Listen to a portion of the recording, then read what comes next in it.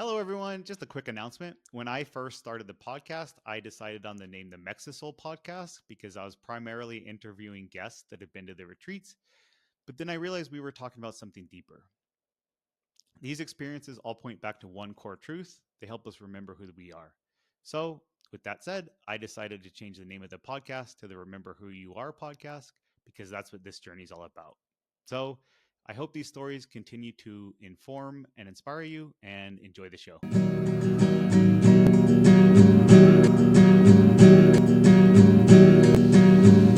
Hello, everyone. Welcome to the Mexisoul podcast, where we discuss powerful and transformative plant medicine experiences. I'm your host, Katie Hebert. I run Mexisoul, a plant medicine retreat in Mexico. And I'm so excited today because I'm here, for the very first episode, and I'm here with a very special guest and also my sister, Katie Hebert. So I'm just going to introduce you, who my sister is a mom, a realtor, a fashion consultant, a fashion designer, very special guest today. So, Katie, why don't you tell us a little bit about yourself? Thank you, Ruger. I feel very honored to be your first guest and your sister, first of all. I you covered a lot there. Background in real estate. I became a mom at a young age. I got married when I was 18 and then had my first son at 21 and my second son at 24, and I'm 38 now. And I've had a lot of pivots and shifts in my life that have taken me different directions. After real estate, I stepped into wardrobe styling and wardrobe consulting, and it quickly evolved into self love coaching along with wardrobe styling. And because of the connectivity to women's self love and how they portrayed and viewed themselves, and then that expression piece, it led me to want to make the pieces that made women feel good and then have a bigger impact in the clothing having the message of the self-love piece. Hmm. And so I'm still doing both, and the wardrobe styling also became a holistic mind body spirit sort of coaching. And so I also blend in meditation, higher self merging meditations, connecting to the body, and then some plant medicine ceremonies if it aligns with the person as well. And we're going to get into this more, but did you do those practices before your experiences with plant medicine, or did they kind of get integrated afterwards? Or I would say it's been an evolution where they got integrated as I was also experiencing transformation and healing from plant medicine. So I didn't serve plant medicine until I had sat with it myself and then learned how to be a practitioner. But the self love piece and how our style and expression can affect our energy has always been I've always been aware of it throughout my life. huh?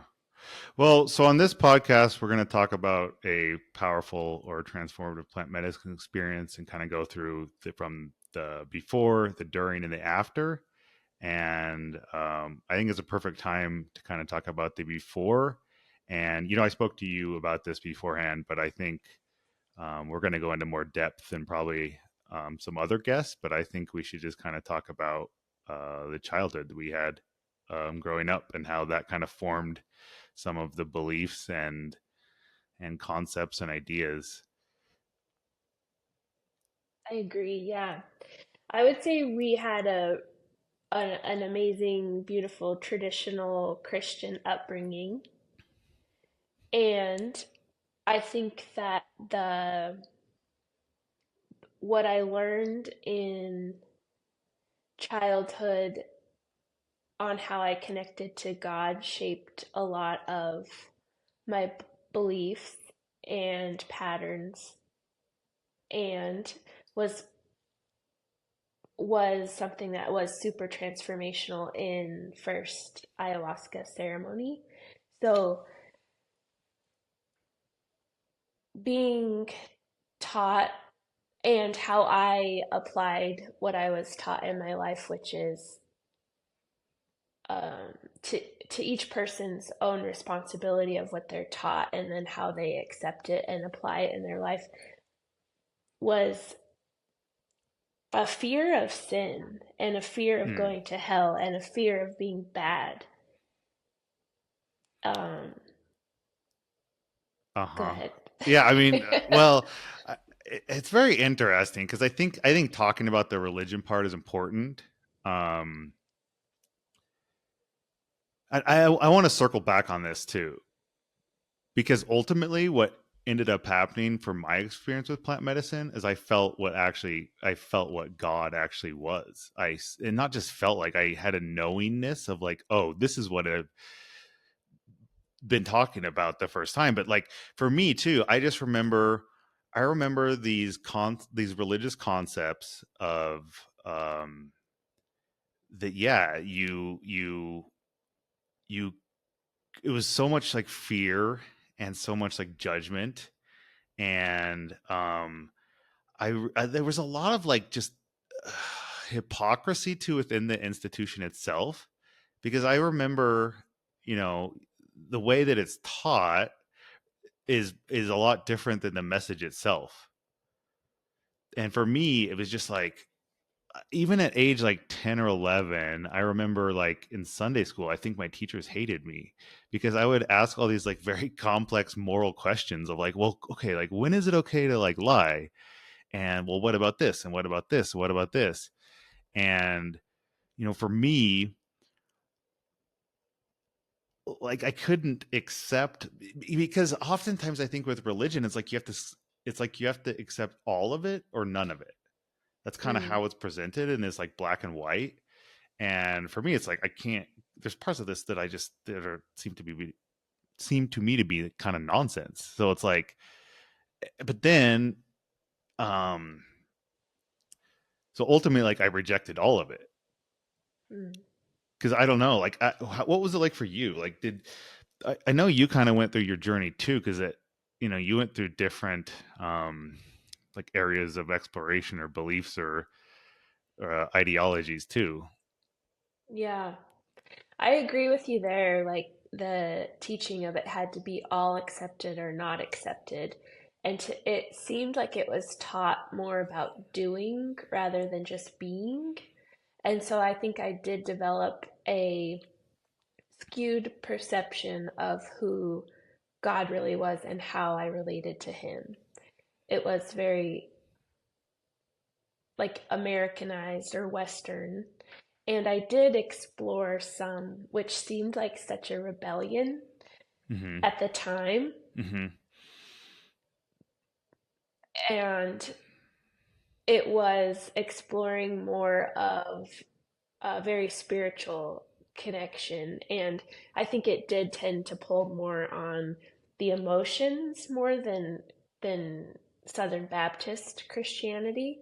But there was more of an open-mindedness aspect to it that also taught about the Old Testament and Judaism. I even celebrated the Jewish holidays for a while, um, and then some Pentecostal, a lot of different, still um, Christian based, and then later studied some other spiritual practices Did you ever get too. to a point where you just rejected it completely? Because that's what my experience was.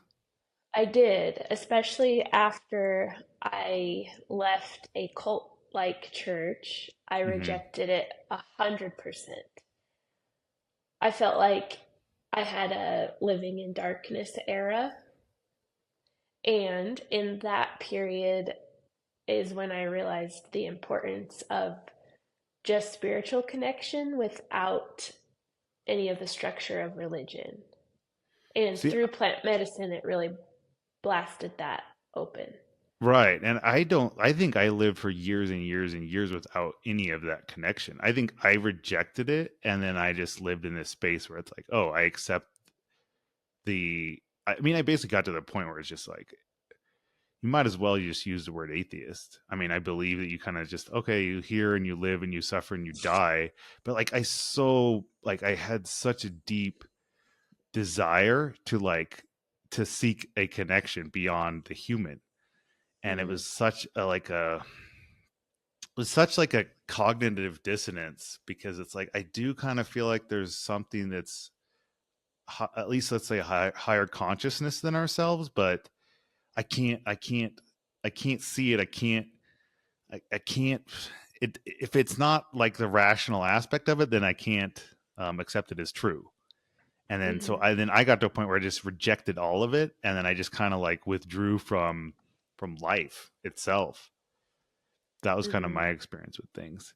So okay, so you mentioned like the cult like church, which is just this searching for meaning.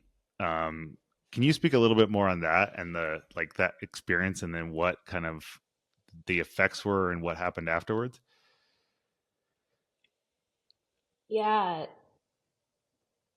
the I think as spiritual beings, we crave to be or know a part of something, like you said, the connection to spirit. And there's also, I do believe there is a lot of,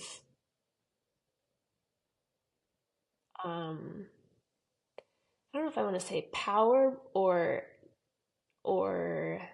I think we crave to, we crave belonging too. And so I think that the the expansion of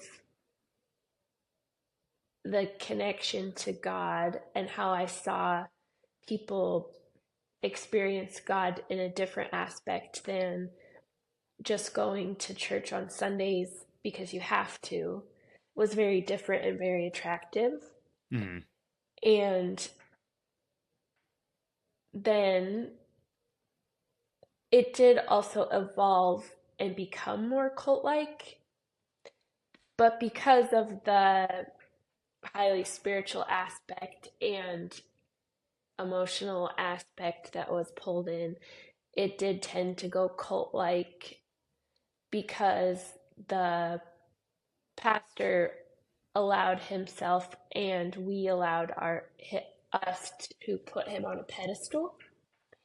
And so I think that that's where the cult like aspect came in. And once someone's on a pedestal, it takes an outside consciousness realizing what's going on, I Hmm. think.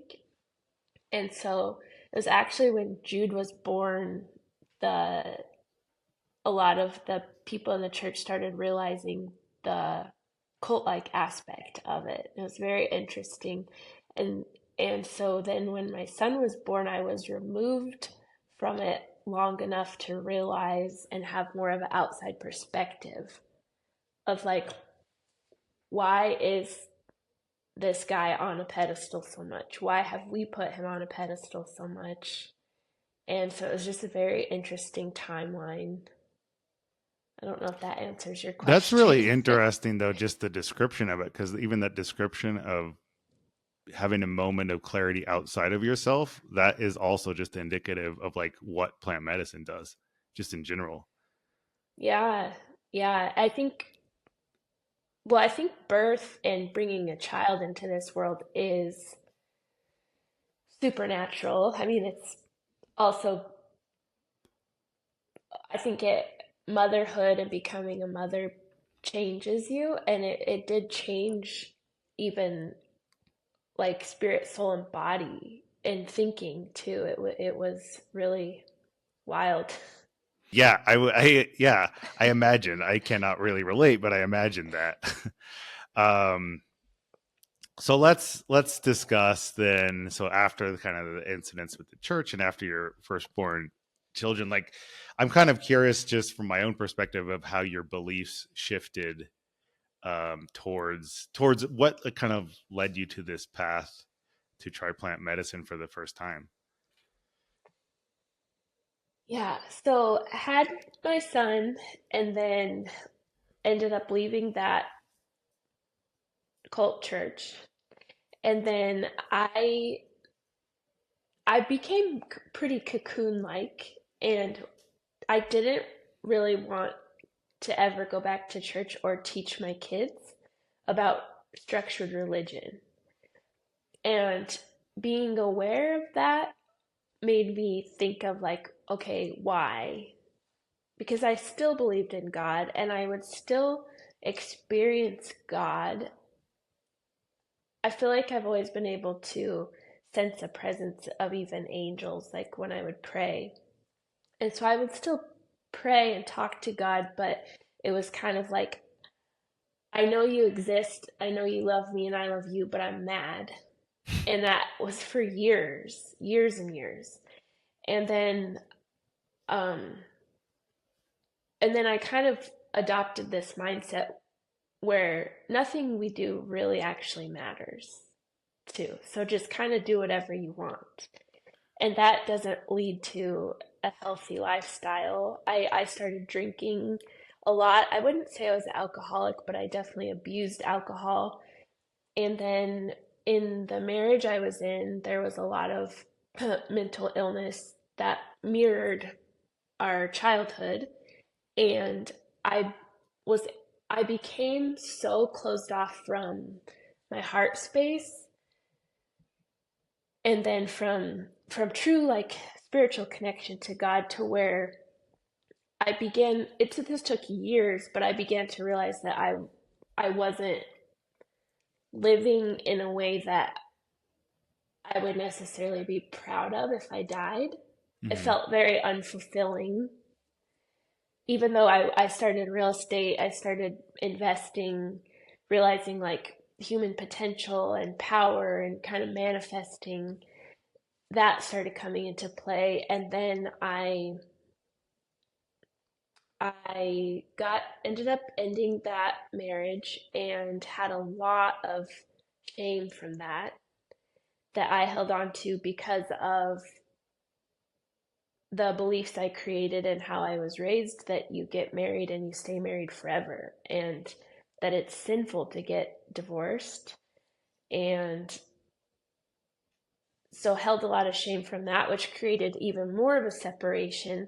And then I remember hearing about ayahuasca, and I was very drawn to the idea of what it could do to beliefs and to trauma, and just little bits of what I heard about it. It was very intriguing to me. And then I heard you puke, and I was like, absolutely never doing that.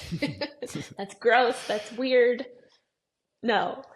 And then I met a friend who introduced me to the first plant medicine I ever tried, which was cacao. And it was a very gentle heart opener. And I did notice it opened up communication. It did open the heart space just slightly. It was really gentle, and it was actually the perfect plant medicine for me to start with. I think shortly after that, she also asked if I wanted to try a second medicine, which was hape. Mm-hmm. And my first experience with hape was actually very transformational.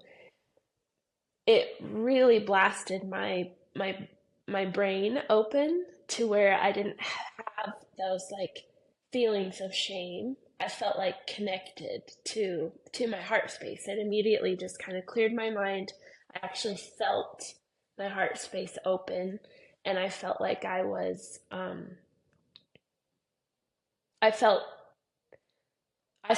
like, oh, I remember I am actually connected to God. It was a supernatural experience, and usually I don't know if that's how everyone's experience is, but mine was really profound with that plant medicine, and it's a light plant medicine. It's primarily tobacco, um, and then I didn't tell anyone, even you, any family members, or any other friends that I began working with that plant medicine and pairing it with meditation and then slowly talking to God even more again from like a heart space. And then I remember you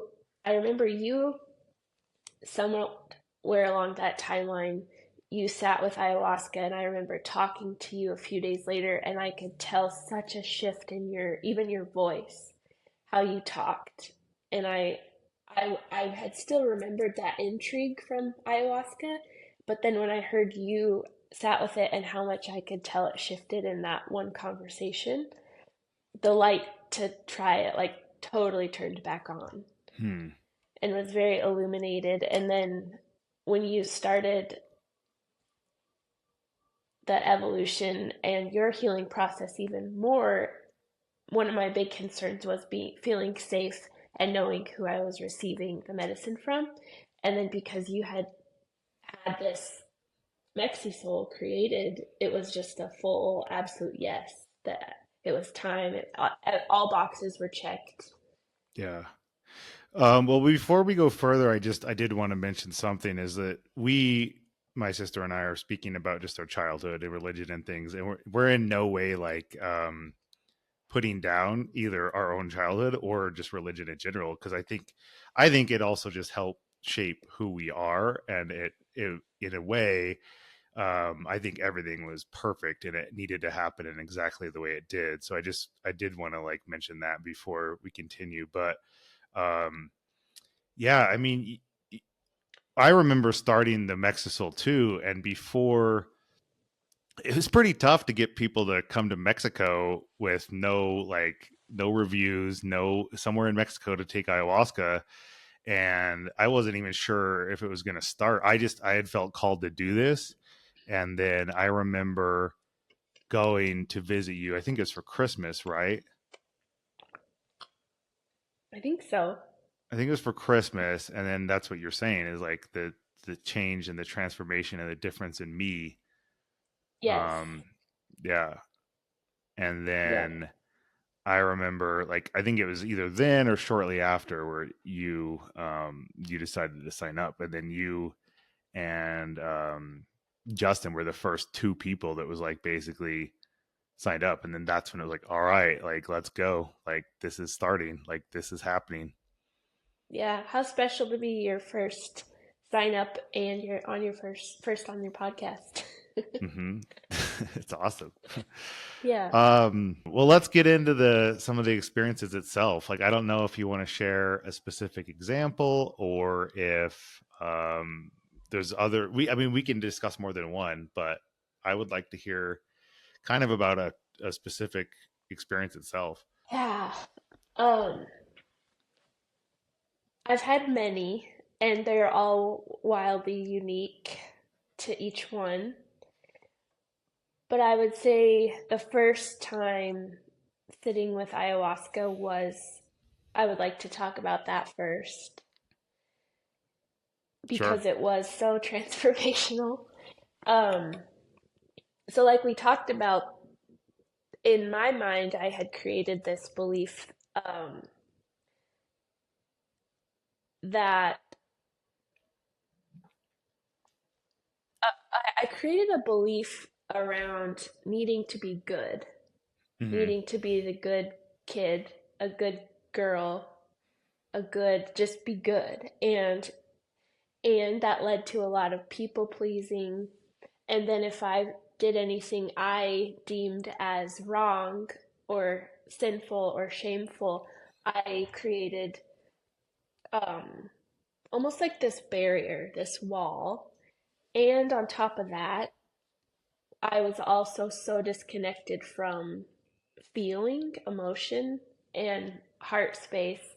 And even ending a 14-year marriage, I think I cried maybe just a couple times Hmm. because I became so numb, so compartmentalized, and the alcohol was a part of it too, is that that's how I would numb and not allow myself to feel anything and then not look at um what I felt was shameful. And so in the first ayahuasca experience,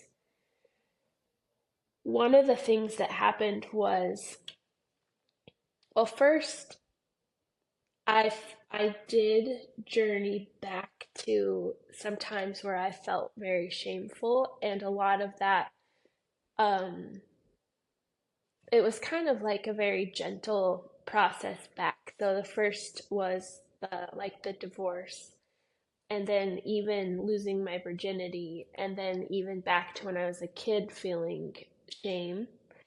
Um, it just, it felt like I was able to just look at it from an outside perspective, like shine light on it and see it for what it was, Hmm. instead of seeing it as something wrong and ugly, be able to just see anything I've done as a lesson, as a gift, even like an opportunity to learn. And then this powerful realization that that shame that shame and guilt are something that we create as that separates us from our own heart and our connection to God, and that Hmm. we also have this internal power and guidance system to forgive ourselves. And so that forgiveness piece, to forgive yourself, is actually like a gift, like for giving, and it gives you freedom and liberation. And so I remember actually feeling like anything that I had felt shame, like a lifetime of shame, was just like lifted off, and I felt like the shame like left my body, and my whole, like, shame just peeled off a complete layer and was like puked into a bucket, and it Yeah, I felt was gonna like my ask, did your shame whole leave into a bucket? into a bucket, but it felt like my whole body went into the bucket. And Mm. so I kind of, Wow. which is really intense, and I don't want to, it wasn't scary, but it was like it was just like this whole layer of myself peeled off, puked it into a bucket. And what's funny is I would have thought that I filled that bucket to the effing top, and in the morning it was actually like the Hmm. smallest amount, which is funny, but I felt so free. I felt like I was the only one that created, like, other people may judge you, may shame you, and that actually doesn't even matter. But what really mattered is that I held this shame, Hmm. and it creates like this, like if you're looking at a mirror, ayahuasca showed me it creates like this really gross, dense fog or film over a mirror to where you can't even see how beautiful of a person you are, and that everything you've gone through was really just to teach you. That's And such an awesome analogy. It's such like that's such a it's so amazing that you can take a plant and have these realizations. It's not even the plant itself or the effect. It's like it actually is this connection. yeah, it's so beautiful. It's so powerful, and I don't think that there's anything else I could have done, amount of therapy, amount of talking about it, that could have opened my heart space up to enough to be able to just look at the shame. Like, I couldn't even look at it, Hmm. and that was like that defense mechanism where I wouldn't even cry over anything. And once that lifted, I just started bawling because of how sad it was that I let myself feel that terrible about myself, about little, even some things were so little, really, Hmm. in the big scheme of things. And so I just felt like totally cracked wide open in the best of ways, where it felt like I was actually able to be connected to God from such a different perspective. That's one part. Okay, so I'm curious too, just in the context, because sometimes for me, like, did it take a minute to get there? Was there like resistance at the beginning, or was it like, because sometimes that's the scary part, is like to go into the, like, you can almost feel it's like, okay, shame, shame, shame, and no, no, no, like you want to kind of run from it. And that's where, that's where the, like, I'm going to use just the word scary part or difficult part is with ayahuasca for me sometimes is like, was that your experience where it's like, Yeah, I at that point I was truly ready because I mm-hmm, didn't like how I was living. Mm-hmm. And so I wanted change. I really wanted to feel emotion. I wanted to stop feeling so numb towards everything. And there was still that fear part of this is going to be hard to look at. And I remember one of the helpers saying that to create a mantra or belief that if it that what is meant to happen, what is happening is meant to happen and it won't last forever. And if you're willing to just allow and surrender to the process, everything you're shown, you've already gone through and Mm-hmm. survived.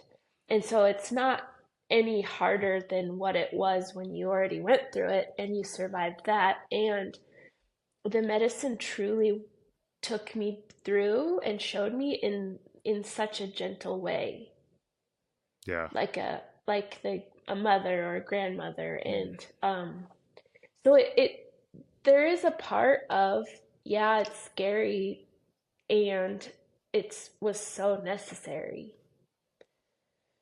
Hmm. Yeah, but so I did resist it for a while. I remember drinking the medicine and laying there and being like, is anything gonna happen? Is anything gonna happen? And then that piece of surrender of like almost where you're just like allowing. Surrender's hard to explain because it's so internal, and you Right. don't sometimes realize you're holding on so tight until you're on the other side of surrender, and then you're like, oh, why was I resisting? Mm-hmm. But to me it was almost like allowing myself to when you start to drift off to sleep but you don't fall asleep. And it was just like that state of allowing, knowing you're safe, knowing you're in a safe container and protected, and that this is a medicine that can truly transform your life and heal it. That was the part I just kept in my mind, that it was all meant to be and going to be okay. Hmm. Awesome. And it was very helpful that you were there. So It was very helpful that you were there. So then emotions are free. I finally was able to cry and to realize where could feel things in my body, where shame was actually located in the body, Mm. where love is located in the body. So then there was a wild connection between the mind, the heart, and the body that I was shown in that ceremony, and that's been a continue to integrate and embody that and build from that, even from 2 years ago. Um, and then also realizing, so that connective piece where you're talking about you feel like connected to God, it was a realization that God is not outside of us, but we are actually part of God. Yeah. And realizing that we have God actually inside of us or part of us at all times, and that our perception of sin isn't isn't what I was taught as a kid, or I formed the belief around, that that could affect my connection to God, because it doesn't. There's lower frequencies or there's choices that don't benefit you so much, but it doesn't ever actually change that we are still always part of the divine. We're part of God. And Yeah. realizing that hell it, hell and heaven are how we choose to operate in perception. Well, it's so interesting too, because in religion, it is taught like sin is separation from God. And I would say that, like, okay, that's accurate. But then the part that's missed is that we're creating it. We're the ones that are Yeah. creating it. And it's not because you're doing something bad. It's that you're putting on all of these judgments and truths and conditions on your own self and your own life. Exactly. Yeah, I really like how you worded that. That's exactly what I was shown too. Yeah. Hmm. The way that the what we hold as truth has all been created from our circumstances, our upbringing, our experiences, and then we create beliefs that form our truth. And so unwinding why do I believe what I believe about myself and sin and God and that connection piece, and then realizing that we're creating any separation, like you just said, was such a powerful realization. And not to have to be scared about going to hell. I'm actually like was in a way putting myself in hell on earth because of holding on to shame Hmm. instead of choosing to just love and truly just love the self and honoring the self as being a divine being, that all of our desires of our heart are placed in there for a reason for us to follow, to light us up. And that is sacred. That is in a sense worship, because it Yeah. is that connectivity to realizing we're part of God. That's awesome. I didn't think we'd be talking about God as much on this Yeah. than we planned, but yeah. Yeah. I mean, it is powerful though, because that's like, I mean, at some point I'll share my experience, but this is about you. But like, I I went from being basically, growing up super religious, and then it probably aged like, I don't know, 13 to probably 30 something, being complete, like developing a deeper level of like atheism, I guess, or just, I don't even like saying atheism, but like rejection towards it all, and then coming back all the way full circle to like, oh yeah, like God definitely, like, it's not a, there's a not a question, like of course God exists, and but it's just like a completely different like perspective on it. Yeah. All right, well, do you want to talk Absolutely. about your other experience then? I mean, that was great. So One other powerful, one of the other really powerful realizations that is kind of correlated to this, that was in a separate ceremony with a similar theme, was what love truly is and feels like. And I remember I remember a couple things that are coming to mind right now that I want to share. Was that um, I felt like in the medicine, I was really taken to the place of pure love. That's all that existed, was just love. That's all. It was just all God's essence. Our true essence was just pure love, and it was euphoric. It was like bliss. I was like crying, like happy joy, tears, because it was just so beautiful. And it's the theme that connects all of life and all of people, is we're all part of this transformative, powerful force. And um and then the aspects, she showed me some of the aspects of love. And the one of the aspects of love is acceptance. And so to break that down, to truly look at like what acceptance it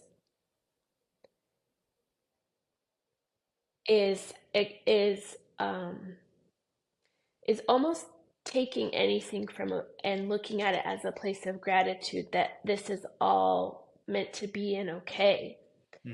And I remember like this was kind of an analogy of a lesson of love, of even of self-love, was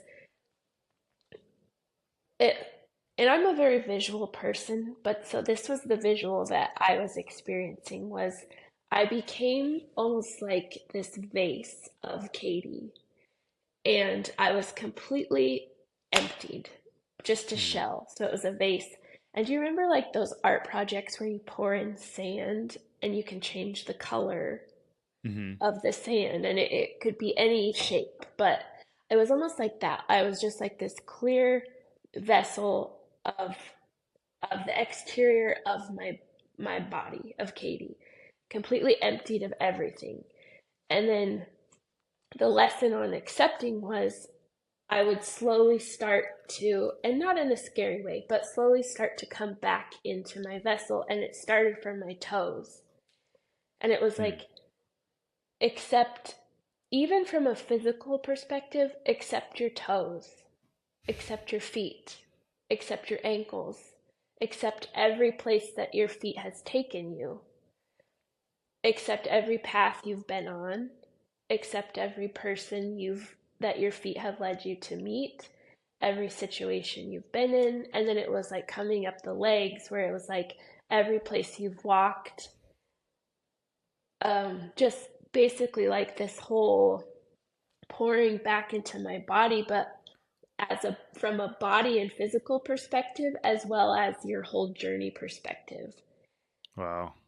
And so then it was filling, and then as it comes up to like the base of the spine, the bottom area, it was even also like any sexual experience that you've had that you created shame or had trauma around, accept that for what it was and the lessons in that, of like recognize where you self-abandoned, Mm. recognize where you didn't love yourself enough to honor yourself, accept what happened to you as a gift and learning that you may be able to help someone else because of this situation. So it was like super spiritual in and physical, of acceptance of my body, of my life, of my path, of all my choices. So then it's like this sand or like this spirit is continuing to come up, and it was just like this radical, slow acceptance, almost of going through everything in my life that I hadn't accepted as being okay. Mm-hmm. Just that it actually is all okay, and that even my body is actually perfect because God made it, like everything. And so I remember it coming up and I having a lot of resistance to any place where I either had a um something um like superficial that I didn't like on my body, it would stop. Wow. And I had to like actively go through and just accept that my even body is actually perfectly and wonderfully made, and it's a divine vessel, it's a temple. And so it was just this, I don't know how long it took. It seemed like right now it seemed like it was probably hours, but it was just like this radical acceptance of everything I've been through, everything I am, everything I've learned, anything I thought was wrong about life, my body, my emotions, my path, just absolute like acceptance and bliss. And then when it got to the top, I was just like this radiating being of love and of light, and it's like that's how God sees all of us and who we really are. It's like Wow. everything is actually perfect. Wow. I think, like, because we use sometimes this word of life changing experience gets thrown around, but like an experience like that, I mean, I think for me, like you go back to your normal life, and things come up, and I mean, I don't know, I don't know about speaking for you, but like I'm sure there's maybe parts too where you do struggle maybe with the acceptance part again, but at the core level, like having an experience like that is something where it's just like that really changes you, because even if you do Yes, kind of want to go back, and I think it's natural with just like our minds, like we do kind of want to go back to old thought patterns or things that are comfortable. It's something where you can bring yourself back to the center of that truth and like that knowing, like, and it's an experience that stays with you for life, I feel. absolutely. That was such a beautiful gift because it also, like you said, there are still times where those old like paradigm or that the old beliefs even of certain physical things, like if you look in a mirror there's somewhere you could send judgment to. I go back to that Hmm. remembering, and I'm like, that's not actually truth. I love my legs because of Yeah, where they've taken me and how strong that they are, and it's also allowed me to truly see so much beauty in the diversity of people around me and just see beautiful things about other people all the that's time. incredible. Yeah, like everyone is actually the best and everyone is actually perfect. And Hmm. I just wish that people knew how beautiful and perfect they like are from the inside out, and nothing actually diminishes that as long as we can truly accept that love and divinity. Yeah. Wow. Well, thanks so much for sharing those. I mean, one of the things that I want to do with the podcast too is kind of explain like what your shifts and perspectives are afterwards, but I think we've kind of covered that in explaining it as well. But is there anything, I don't know, is there anything that you want to speak to that's just like the difference of from the times of growing up to like now? I mean, I think most of it's already been said, but Yeah, I mean, the the ayahuasca has truly been the most transformational thing I've ever done. The a radical shift, and so from a kid to now, I mean, like so much has shifted. But even just like pre ayahuasca to now, just the sense of freedom, of liberation, of just living from a place of love is shifted my entire life. hmm Like it's a shift of, I get to do this. I get hmm to experience this. What is this teaching me? What triggered what I'm thinking about now from my past that I can let go of and release? It's kind of like this is always with me, the lessons on like how to process life. And it's just created so much beauty, like so much love, so much bliss, and that the realization that we really can and are meant to create our heaven on earth. And we do that by living from a place of radical love for ourselves and then realizing love in other people. hmm And I think that's also why I've even stepped into designing fashion as well, as that was a desire of my heart, and that's the messaging in the clothing is love you, like love every part of it. I actually have it written in all of my shirts because that's what I received from plant medicine and life in my, and that's like what I want to just infuse and share with the world. So it's a, changed my whole life, really. Awesome. Yeah. I guess the last thing that I just kind of want to ask is what advice would you give to somebody who's like considering doing this? Advice I would give to someone considering would be to make the decision from the heart and not the mind, Hmm. because it is such a, the mind tries to rationalize, the mind judges and then creates what's weird, like puking. hmm Right. Gross, weird. Yeah.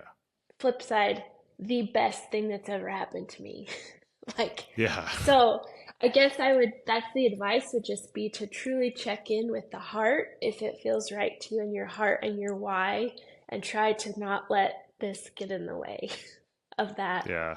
And also to be wise to that, I mean, go with someone who's trusted, that you can trust, that you know is pouring, serving medicine in integrity and for the right purposes. But Yeah. that if you feel called to do it, truly follow that calling too, because there's something there for you. Awesome. Well, thank you so Yeah. much, Katie. So this is my favorite episode we've ever made Mine too. because it's the first. Um, Thanks so much, Katie, for joining me on the podcast. If you are listening and you're curious about plant medicine, you can check out our website, mexisoulretreats.com, Mexisoul at Facebook and Instagram. We'll put the links in the bio. And how about you, Katie? Do you have any platforms to follow? I have my personal account that I do the holistic self-love through, and it's Katie Styles with a Z on Instagram. And then the fashion line is garb.styles with a Z also on Instagram. And All I'm right. happy to answer any other questions too if it's helpful for people. All right. Thank you so much. I think this is an awesome interview. It was very awesome. Thank you for having me, Ruger. I love you.